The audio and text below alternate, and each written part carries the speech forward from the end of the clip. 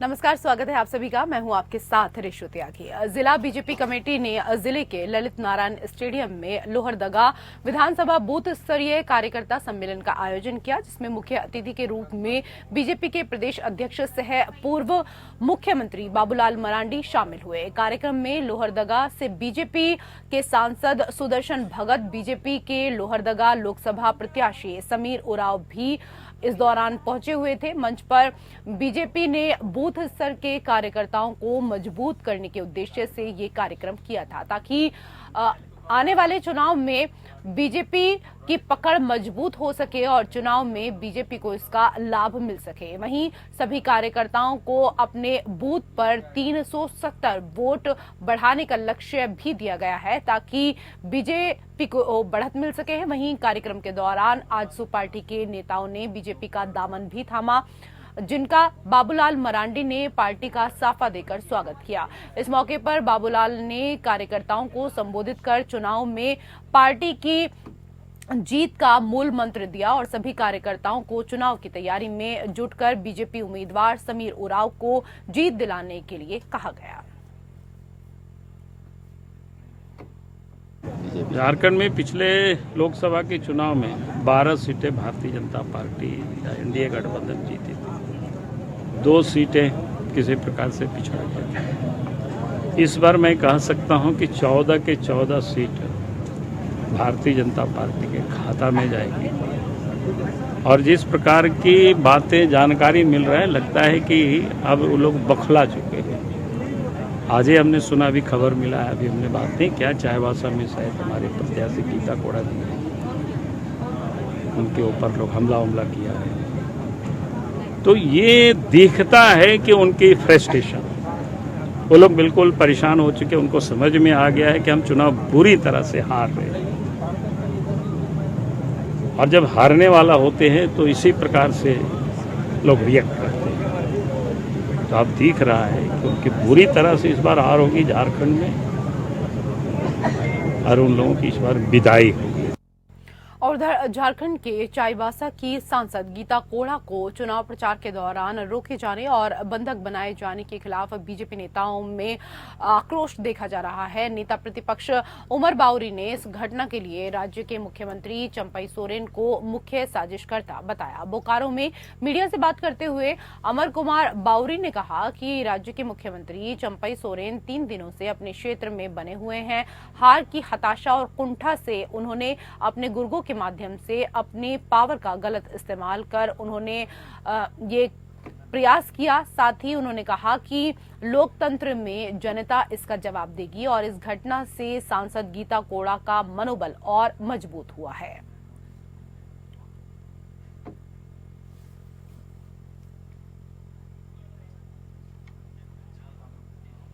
उधर जमीन घोटाले मामले में ईडी ने एक बार फिर राजधानी के साथ साथ कई जगह पर रेड की है।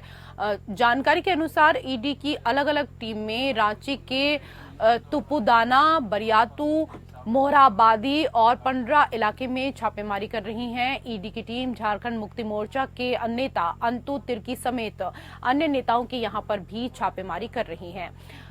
इस दौरान जानकारी मिली है कि पूर्व मुख्यमंत्री हेमंत सोरेन मामले में गिरफ्तार जमीन दलाल सद्दाम से पूछताछ के बाद अब नए सिरे से छापेमारी की जा रही है।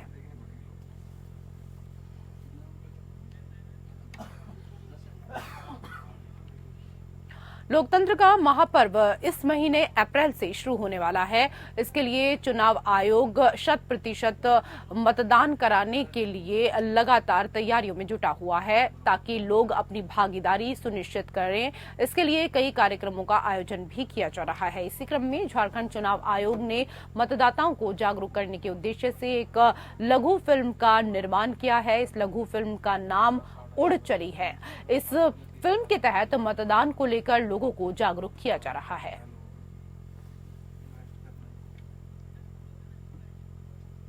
तो फिल्म के जरिए लोगों को मतदान के लिए जागरूक किया जा रहा है। लोगों को मतदान के लिए जागरूक करने के लिए लघु फिल्म का निर्माण किया गया है और इस लघु फिल्म का नाम है उड़ चली। इस फिल्म के तहत मतदान को लेकर लोगों को जागरूक करने का कार्य किया जा रहा है। आपको बता दें कि लोकतंत्र का महापर्व इस महीने अप्रैल से शुरू होने वाला है और इसके लिए चुनाव आयोग पूरी तैयारियों में जुटा हुआ है ताकि ज्यादा से ज्यादा संख्या में लोग मतदान केंद्र पर पहुंचकर अपने मत का इस्तेमाल कर सकें।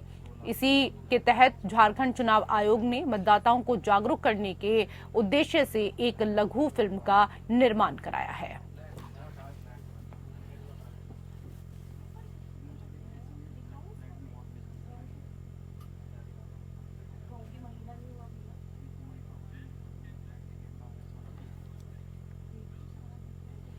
उधर रामनवमी को लेकर पूरे बोकारो में उत्साह का माहौल देखा जा रहा है। लोग महावीरी झंडा खरीदने के लिए पूजा की दुकानों में पहुंच रहे हैं। पूरा बोकारो पूरे तरीके से महावीरी झंडे से पटा पड़ा है। लोग इसे एक संयोग भी मान रहे हैं क्योंकि 22 जनवरी को रामलला अयोध्या में विराजमान हुए। इस कारण इस रामनवमी को लोग विशेष रूप से मनाने की बात कर रहे हैं। चारों तरफ भगवा झंडा लहराने से लोगों के मन में एक विशेष तरह की श्रद्धा उमड़ पड़ी है।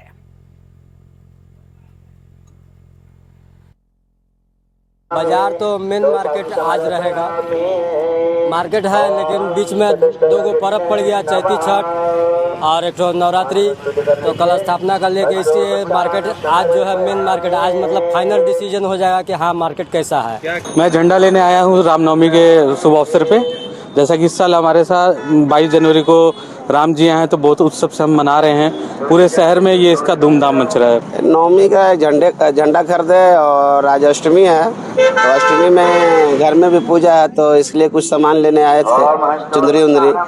और इस बार का जो नवमी है बहुत हर्षोल्लास उल्लास से मनाया जाएगा क्योंकि राम मंदिर बनने से हम लोग हिंदुओं का बहुत महत्व बन गया है।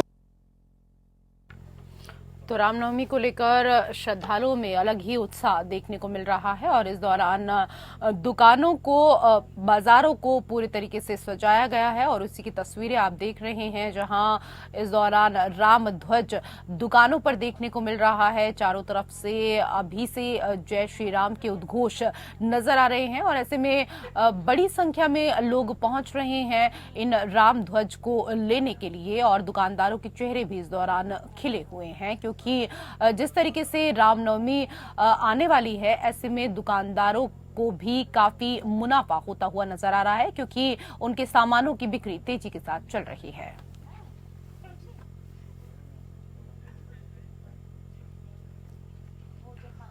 उधर रामनवमी पर्व को लेकर बोकारो पुलिस ने फ्लैग मार्च निकाला। फ्लैग मार्च बोकारो के नया मोड़, रितुडी आदि स्थानों पर निकाला गया। इसके साथ ही अधिकारियों ने जुलूस के रूट का जायजा लिया और आवश्यक दिशा निर्देश भी दिए हैं। वहीं चास एसडीएम ओम प्रकाश गुप्ता ने सभी लोगों से अपील करते हुए कहा कि रामनवमी पूजा शांतिपूर्ण माहौल में मनाएं। कई जगह पर सीसीटीवी कैमरे, ड्रोन कैमरे से निगरानी की जाएगी। इसके अलावा दंडाधिकारी के मौजूदगी में पुलिस बल को जगह जगह तैनात किया गया है। रितुडी में एक मिनी कंट्रोल रूम का निर्माण भी किया गया है। साथ ही इस दौरान डीएसपी आलोक रंजन ने बताया कि रामनवमी जुलूस या झांकी के दौरान कोई भी व्यक्ति गड़बड़ी फैलाने की कोशिश करेगा तो उसे किसी भी कीमत पर बख्शा नहीं जाएगा और कड़ी कानूनी कार्रवाई की जाएगी। रामनवमी पूजा के दौरान सभी चौक चौराहे और विभिन्न जगह पर पुलिस पदाधिकारी और पुलिस बल की तैनाती की गई है। दिनांक 17 तारीख को रामनवमी का पर्व मनाया जा रहा है। रामनवमी के अवसर पर जुलूस या शोभा यात्रा निकलेगा तो उसमें किसी भी तरीके से विधि व्यवस्था की समस्या उत्पन्न न हो, इसके मद्देनजर मैं एसडीएम चास और सिटी डीएसपी के साथ पूरी पुलिस फोर्स है, आरएएफ के जवान हैं यहाँ पे मौजूद, फ्लैग मार्च कर रहे हैं ताकि किसी भी तरह का वल्नरेबिलिटी महसूस किसी को ना हो। और साथ में क्या है कि रामनवमी के पर्व के अवसर पर भी हम लोग मुस्तैदी से मौजूद रहेंगे। आज एसडीएम सर के साथ और विभिन्न थाना प्रभारी और उनके बल और रैफ के फोर्सेस के साथ क्षेत्र में फ्लैग मार्च निकाला जा रहा है। फ्लैग मार्च का मुख्य उद्देश्य है कि किसी भी अप्रिय घटना को हम लोग यहाँ पे देखें ही ना घटित हो सके। साथ ही साथ प्रिवेंटिव मेजर्स भी लिया जा रहा है और सीसीटीवी कैमरास वगैरह, ड्रोन भी इंस्टॉल किए गए हैं। और उधर बोकारो एसपी के गोपनीय कार्यालय के रीडर रहे शंकर रजक की इलाज के दौरान बोकारो के वेलमार्क हॉस्पिटल में मृत्यु हो गई। शंकर की मृत्यु होने के बाद परिवार वालों ने अस्पताल में हंगामा करना शुरू कर दिया। इस दौरान परिवार वालों का आरोप है कि अस्पताल के चिकित्सक और कर्मियों ने परिजनों से जमकर मारपीट भी की है। इस घटना के बाद पहुंचे परिजनों ने अस्पताल में जमकर हंगामा किया। हालांकि पुलिस ने मौके पर पहुंचकर बीच बचाव किया, लेकिन परिजनों का आरोप है कि अस्पताल के चिकित्सकों ने मामला गंभीर होने के बाद भी शंकर रजक को अस्पताल में भर्ती रखा। परिजन मरीज को बाहर ले जाना चाहते थे, लेकिन डॉक्टर ने डायलिसिस जरूरी बताकर डायलिसिस शुरू कर दिया और इस दौरान हार्ट अटैक होने से शंकर रजक की मृत्यु हो गई। शंकर रजक पूर्व में किडनी रोग से ग्रसित थे और उनका इलाज वेल्लोर में चल रहा था और हाल ही में इलाज के बाद वो वापस लौटे थे। उनकी स्थिति ज्यादा खराब होने के बाद अस्पताल में भर्ती कराया गया था।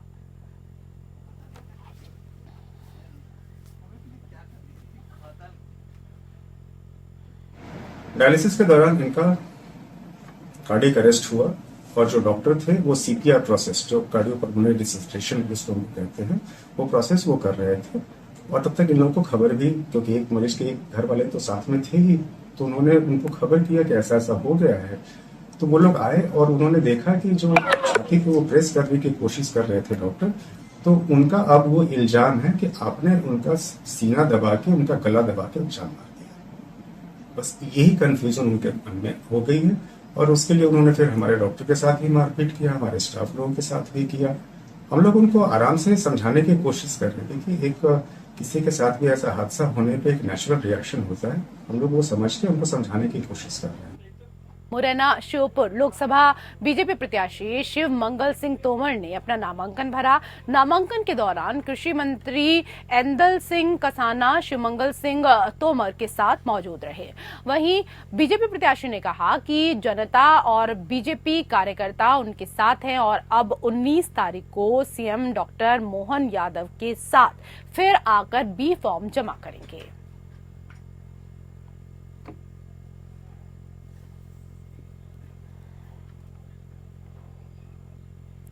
वहीं मुरैना श्योपुर कांग्रेस प्रत्याशी सत्यपाल सिंह सिकरवार नीटू ने भी अपना नामांकन भरा। नामांकन के दौरान सत्यपाल सिंह के साथ स्थानीय विधायक मौजूद रहे। वहीं बीजेपी प्रत्याशी के आरोपों के जवाब देते हुए सत्यपाल सिंह ने कहा कि बीजेपी का संगठन अगर मजबूत होता तो लोकसभा क्षेत्र में 5 विधायक और महापौर कांग्रेस के पास कैसे होते और बीजेपी क्यों कांग्रेस नेताओं को मिलाकर घेरने का प्रयास कर रही है। सत्यपाल का दावा है कि वो कोई चुनाव नहीं हारे और इस बार भी मुरैना का सांसद कांग्रेस से चुनकर जाएंगे।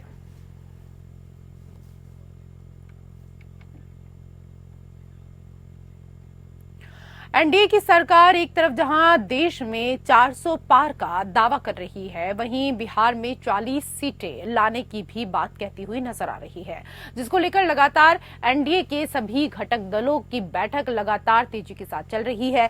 इस बार भागलपुर में सीधा मुकाबला, एक तरफ जहां एनडीए के जदयू प्रत्याशी अजय मंडल हैं, तो वहीं दूसरी ओर महागठबंधन के कांग्रेस प्रत्याशी अजीत शर्मा है। इसी के चलते राजनीतिक सरगर्मी में जेडीयू ने एक अहम बैठक की, जिसमें बिहार के शिक्षा मंत्री सह जिला प्रभारी मंत्री सुनील कुमार शामिल हुए। वहीं शिक्षा मंत्री सुनील कुमार ने प्रेस वार्ता के दौरान कहा कि देश में फिर से नरेंद्र मोदी तीसरी बार प्रधानमंत्री बनेंगे। वहीं उन्होंने कहा कि बिहार में ज्यादा से ज्यादा सीट एनडीए के खाते में आएंगी। इसके लिए हम लोग प्रधानमंत्री नरेंद्र मोदी और मुख्यमंत्री नीतीश कुमार के विकासशील और विकसित कार्य की चर्चा हर क्षेत्र में कर रहे हैं और जनता भी विकास को देख रही है, जिसके चलते इस बार भी 4 लाख से अधिक वोटों से अजय मंडल विजयी होंगे।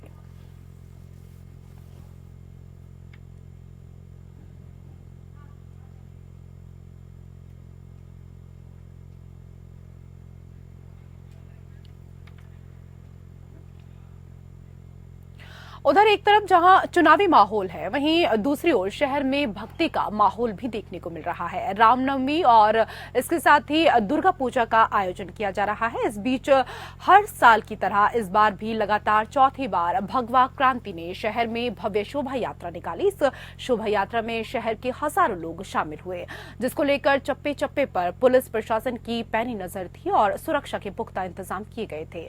ये भव्य शोभा यात्रा शहर के घंटाघर चौक से प्रारंभ होकर हर जगह तक निकली। वहीं इस शोभा यात्रा का मुख्य आकर्षण श्री राम की भव्य प्रतिमा और झारखंड का भक्तिमय बैंड की धुन रही, जिसकी धुन पर श्री राम भक्त झूमकर नाचे और गाते हुए नजर आए।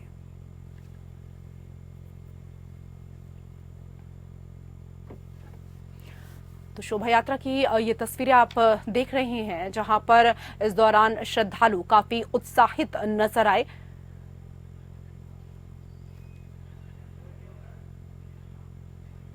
बिहार के बाद अब बात करेंगे राजस्थान की खबरों को लेकर। राजस्थान सरकार में कैबिनेट मंत्री कर्नल राज्यवर्धन राठौड़ जयपुर ग्रामीण लोकसभा क्षेत्र से लोकप्रिय बीजेपी प्रत्याशी राव राजेंद्र सिंह और निष्ठावान कार्यकर्ता के साथ झोटवाड़ा विधानसभा क्षेत्र में जनसंपर्क कार्यक्रम के तहत निवारू, बोयतावाला और कई जगह पर उपस्थित रहेंगे। वहीं कर्नल राज्यवर्धन ने कहा कि झोटवाड़ा समेत पूरा जयपुर ग्रामीण इस बार भी बीजेपी का कमल खिलाने को पूरी तरीके से प्रतिबद्ध है।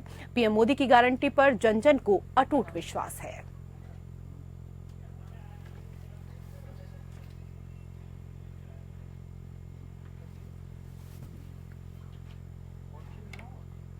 उधर राजस्थान विधानसभा अध्यक्ष वासुदेव देवनानी ने राजभवन में राज्यपाल कलराज मिश्र और ओटीएस स्थित मुख्यमंत्री निवास पर मुख्यमंत्री भजनलाल शर्मा को राजस्थान विधानसभा 2024-25 में इस दौरान देन नंदिनी भेंट की। आपको बता दें कि राजस्थान विधानसभा के इतिहास में पहली बार इसका प्रकाशन भारतीय वर्ष के अनुसार किया जाएगा। देवनानी ने बताया कि नव संवत्सर 2081 के महाचैत्र शुक्ल प्रतिपदा से देन नंदिनी को आरंभ किया गया है। इस बार अप्रैल 2024 से ये आरंभ किया गया है। हिंदी तिथि के साथ साथ वर्तमान में प्रचलित अंग्रेजी तिथियों का भी इसमें समावेश किया गया है।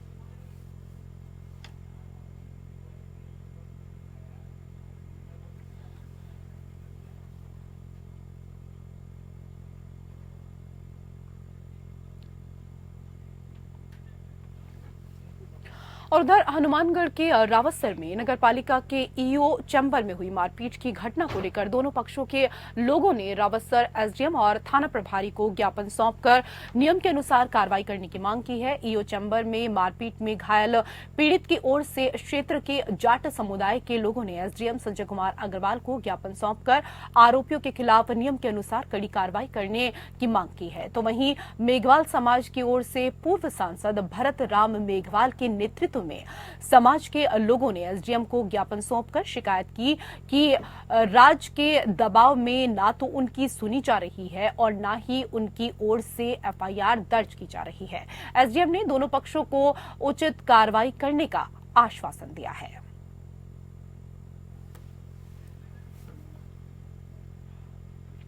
और उधर हनुमानगढ़ के नोहर में स्वीप गतिविधियों के तहत सतरंगी सप्ताह का आयोजन किया जा रहा है, जिसके तहत नोहर में मतदाता जागरूक रैली का आयोजन किया गया। यहां के हजारीमल में सीनियर सेकेंडरी स्कूल से रवाना हुई मतदाता जागरूकता रैली को जिला कलेक्टर कानाराम ने हरी झंडी दिखाकर रवाना किया। रैली में जिला स्तरीय तमाम अधिकारियों ने भी हिस्सा लिया। रैली प्रमुख मार्गों से होते हुए भगवान महावीर पार्क पहुंची, जहां गोगा मेडी के लोक कलाकारों और स्थानीय विद्यालय के बच्चों ने मतदान जागरूकता से जुड़े सांस्कृतिक कार्यक्रम प्रस्तुत किए। वहीं इस दौरान स्वीप प्रभारी और तहसीलदार भार्गवी सिंधु ने बताया कि लोकसभा चुनाव के मद्देनजर मतदान प्रतिशत बढ़ाने के उद्देश्य के साथ गतिविधियों का इस तरीके की आयोजन किया जा रहा है, जिसके तहत इस प्रकार के आयोजन कराए जा रहे हैं ताकि मतदाताओं को मतदान के प्रति अधिक जागरूक किया जा सके। आज सतरंगी सप्ताह का 5वां दिवस था। और इसके लिए नौहर को चुना गया था। थीम थी हमारी फ्लैश मॉब और रैली। इसका टारगेटेड ग्रुप था अर्बन एपैथी और समस्त युवाओं को हमने इसमें शामिल किया और ये आयोजन सफलतापूर्वक अभी संपन्न हुआ। कहाँ से कहाँ तक रैली थी, किन्होंने रवाना किया? इसकी रैली थी हजारीमल स्कूल से महावीर पार्क तक और बीच में हमने 2 जगह फ्लैश मॉब का इसमें आयोजन किया गया और अंत में यहाँ पे प्लेज के साथ इसका समापन हुआ। कलेक्टर एसपी साहब भी आए थे जल्दी में। हाँ जी, कलेक्टर सर द्वारा इसको हरी झंडी देकर रैली का स्टार्ट किया गया। लोक कलाकारों के माध्यम से भी ज्यादा जागरूकता का संदेश दिया गया। हाँ, गोगामेडी के लोक कलाकारों को हमने इसमें सम्मिलित किया था। कुछ घंटे भर का स्टेज पे इसका प्रोग्राम था जिसपे हमने कुछ इवेंट्स में इन्वॉल्व किया था। राज्य से जुड़ी हुई खबरों में मेरे साथ फिलहाल इतना ही। नमस्कार।